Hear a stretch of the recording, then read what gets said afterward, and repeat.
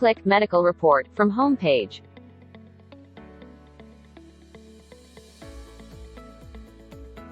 Set up local biometric authentication.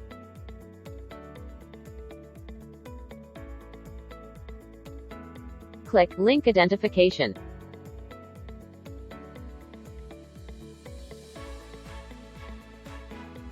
Enter my card number or passport number.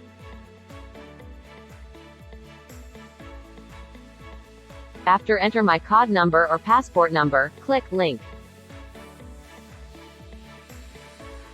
Verify phone number if the registered phone number of the identification is different from the app account's phone number. Your link registration is successful. Click OK. View results.